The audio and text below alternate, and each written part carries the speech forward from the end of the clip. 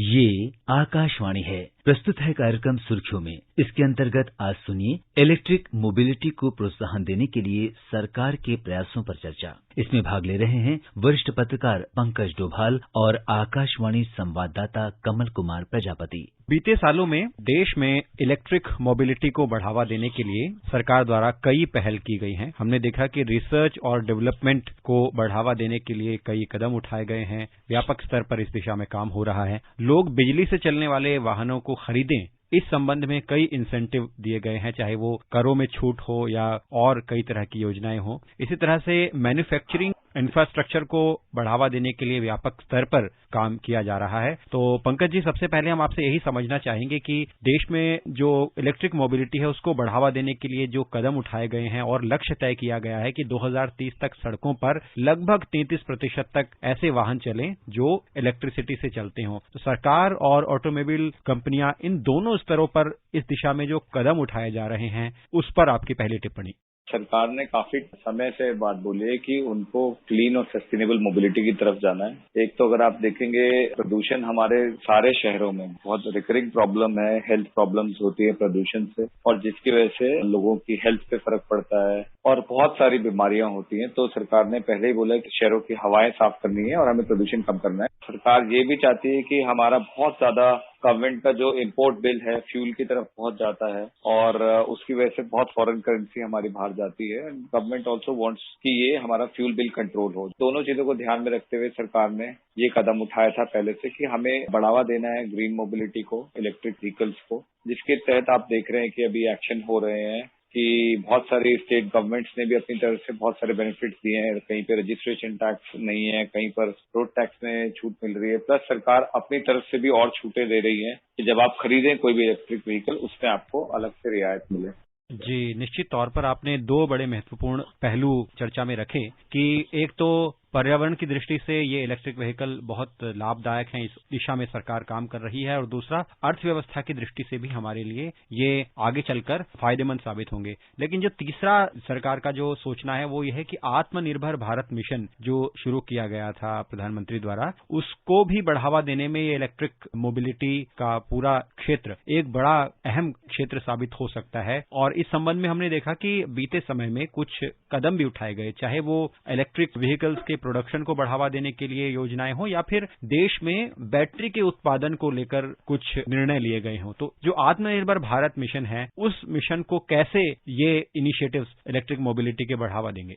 Electric mobility में भारत में नहीं, हर जगह पर इस युद्ध स्तर पे काम चल रहा है इस समय पर कि किस तरीके से हम इस टेक्नोलॉजी को ज्यादा से ज्यादा लोगों के, आम आदमी की रीच में हम दे सकें। और उसमें आपकी बैटरी टेक्नोलॉजी का लोकलाइजेशन हो गया, आपका मोटर्स का हो गया, आपका न्यू टेक्नोलॉजी इन R&D का काम हो गया, और इस सब क्षेत्र में बहुत काम हो रहा है। और गवर्नमेंट ये भी चाहती है कि इसकी जो मैन्युफैक्चरिंग हो, इसका प्रोडक्शन जो हो हमारे देश के अंदर हो, इसके बजाय कि हम बाहर से लेकर आए। और क्योंकि अगर आपको इसको पॉपुलर करना है, क्योंकि देखिए भारत में लगभग 30 लाख के करीब तो कारें बिकती हैं हर साल, और अगर मैं स्कूटर की बात करूं, जो टू व्हीलर हमारे लगभग महीने के ही 15-16 लाख बिकते हैं। तो गवर्नमेंट चाहती है कि ये सारी चीजें ग्रेजुअली 2030, 35, 40 तक धीरे धीरे करके ये सब इलेक्ट्रिक की तरफ जाए, कि ना हमें इम्पोर्ट बिल हमारा वो फ्यूल को लाने के लिए, और हम क्लीन तरीके से इसकी मैन्युफैक्चरिंग करें। तो इसमें हम देख रहे हैं गीगा फैक्ट्री की भी बात हो रही है, बैटरी प्रोडक्शन की अगर हम बात करें, मोटर्स की बात हो रही है, बैटरी सेल्स की बात हो रही है। तो इस तरीके से भारत में टेक्नोलॉजी भी आएगी, R&D भी आएगी, ग्लोबल लीडरशिप भी आएगी। तो इस तरीके से आत्मनिर्भर भारत भी आता है कि हमारी लीडरशिप भी आती है, हम प्रोडक्शन में ज्यादा कर सकते हैं, तो हम यहाँ से बाहर एक्सपोर्ट भी कर सकते हैं। पंकज जी, आज प्रधानमंत्री ने नेशनल ऑटोमोबाइल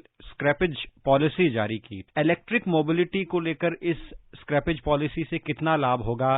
क्या आपको लगता है लोगों का रुझान अब इलेक्ट्रिक व्हीकल्स की तरफ जाएगा और इस पॉलिसी के चलते अब सड़कों पर हमें बड़ी संख्या में ऐसे इलेक्ट्रिक व्हीकल्स देखने को मिलेंगे? लोग बिल्कुल चाहते हैं कि एक ऑल्टरनेट रहे पेट्रोल और डीजल का, और जिस तरीके से इलेक्ट्रिक में हमारी रनिंग कॉस्ट बहुत कम हो जाती है, तो बिल्कुल उसी हिसाब से देखते हुए आप देखेंगे कि धीरे धीरे और ज्यादा कंपनियां इलेक्ट्रिक मोबिलिटी की तरफ आएंगी।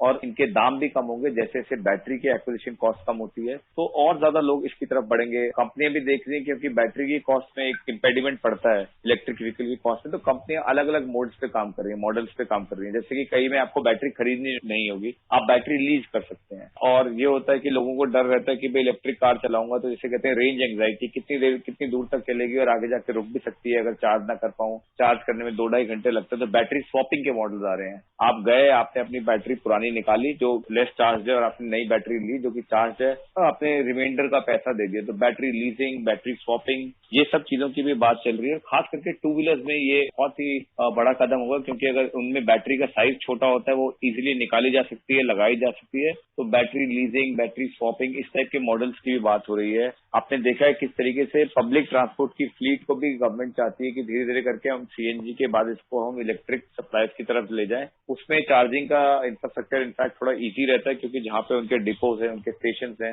आप वहीं पे उन्हें चार्ज कर सकते हैं और उनकी रेंज के हिसाब से वो चल सकते हैं from one depot to the other. उनको बीच बीच में ऐसे रुकने की जरूरत नहीं है चार्ज करने के लिए। तो आई थिंक आगे जाके अगर आप देखेंगे जैसे जैसे इसमें इन्वेस्टमेंट ज्यादा आ रही है और कंपनीज आ रही है, टेक्नोलॉजी थोड़ी सस्ती हो रही है, तो लोग भी इस तरफ बढ़ेंगे और कंपनियां भी इस तरफ बढ़ेंगी। आपने अभी थोड़ी देर पहले जो निजी कंपनियां हैं वो किस तरह से इन इलेक्ट्रिक गाड़ियों के प्रोडक्शन को लेकर एक अच्छा रुख दिखा रही हैं उसकी चर्चा की, और अभी आपने चार्जिंग स्टेशंस का जिक्र किया। मैं इसी पर आपसे ये चर्चा को आगे बढ़ाना चाहूंगा कि चार्जिंग स्टेशन की एक बहुत बड़ा जो इंफ्रास्ट्रक्चर है उसको डेवलप करने पर जोर है, और इस दिशा में जो निजी कंपनियां हैं वो भी सामने आ रही हैं कि देश में चार्जिंग स्टेशन का एक बहुत बड़ा नेटवर्क स्थापित हो जाए। और इस दिशा में सरकार ने भी अपनी तरफ से कुछ इनिशिएटिव लिए हैं कि ऐसी जगहों को चिन्हित किया जहां पर चार्जिंग स्टेशन लगाए जाएंगे। तो अगर देश में एक व्यापक नेटवर्क स्थापित हो जाता है चार्जिंग स्टेशंस का, तो आपको लगता है कि एक आम व्यक्ति को जो जिसके पास इलेक्ट्रिक व्हीकल है अपनी गाड़ी को चार्ज करने में उससे सहूलियत होगी? क्योंकि चार्जिंग स्टेशन की अगर बात करें तो चार्जर और चार्जिंग स्टेशन पर सरकार ने जीएसटी की दरों को भी 18% से 5% तक घटाया है। तो इस तरह के जो इंसेंटिव्स हैं ये कितने कारगर साबित होंगे? देखिए, ये सारी चीजें एक पूरा इकोसिस्टम बनाने के लिए बहुत जरूरी है कि अगर आपका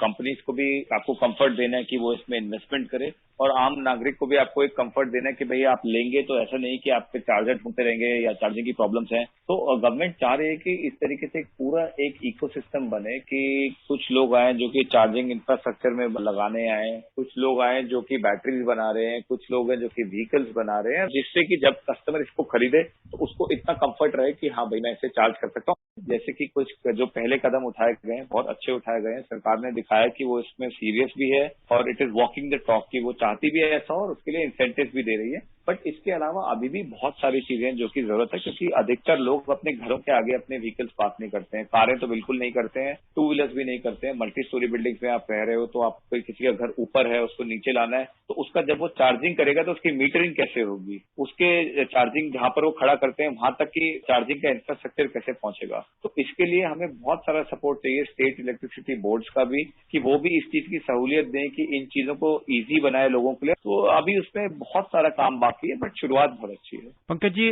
किसी भी जब इनिशिएटिव की शुरुआत होती है तो हम उसके लिए बाजार देखते हैं कि बाजार कितना तैयार है। तो इलेक्ट्रिक मोबिलिटी के मामले में आपको क्या लगता है कि हम बाजार की दृष्टि से कितने तैयार हैं, और आगे चलकर मांग को पूरा करने में लोगों की और लोग इस ओर आकर्षित भी हों, इसके लिए बाजार को कैसे तैयार होना पड़ेगा? कंज्यूमर वही खरीदता है जिसमें उसको विश्वास हो और जिसमें उसे लगता है कि एक लॉन्जेटिविटी और ड्यूरेबिलिटी है। अगर हमारे व्हीकल्स अच्छे दाम पर आ रहे हैं, अगर हमारा चार्जिंग इंफ्रास्ट्रक्चर है, नेचुरली लोग इसको खरीदेंगे। लोगों को बिल्कुल जरूरत है। ऐसे कारों में हम देखते हैं सीएनजी का ऑप्शन है, सीएनजी इज रिलेटिवली क्लीनर। ऐसे ही अगर हमारा इलेक्ट्रिसिटी का ऑप्शन अच्छा आता है, लोगों को विश्वास होता है, खास करके टू व्हीलर्स में अगर बैटरी छोटी है, लोगों को लगता है वो चार्ज भी कर सकते हैं और व्हीकल्स भी ड्यूरेबल है, तो आई एम श्योर लोग आएंगे निश्चित तौर पर। और जैसा कि आज अपने संबोधन में भी प्रधानमंत्री ने कहा कि सरकार ने एक तरह का प्लेटफॉर्म तैयार कर दिया है, लेकिन जो निजी कंपनियां हैं उनको अपने इनोवेटिव आइडियाज अपनी रिसर्च और डेवलपमेंट के साथ आना होगा, जिससे कि देश में इलेक्ट्रिक मोबिलिटी का एक वातावरण बन सके, लोग उन्हें खरीदें और सड़कों पर हम बड़ी संख्या में इलेक्ट्रिक वाहन देख पाएं। पंकज जी, आप चर्चा में जुड़े, हमसे जुड़ने के लिए आपका बहुत बहुत धन्यवाद। धन्यवाद आपका भी। अभी आप सुन रहे थे इलेक्ट्रिक मोबिलिटी को प्रोत्साहन देने के लिए सरकार के प्रयासों पर चर्चा। इसमें भाग ले रहे थे वरिष्ठ पत्रकार पंकज डोभाल और आकाशवाणी संवाददाता कमल कुमार प्रजापति। ये कार्यक्रम आकाशवाणी के समाचार सेवा प्रभाग द्वारा प्रस्तुत किया गया। इसे आप हमारे mobile app news on AIR और YouTube channel news on AIR official पर भी सुन सकते हैं। इस कार्यक्रम के संबंध में अपनी प्रतिक्रिया आप हमें ईमेल कर सकते हैं। पता है AIRNSDtalks@gmail.com। ये कार्यक्रम फिर से सुनने के लिए लॉग ऑन करें हमारी वेबसाइट newsonair.nic.in।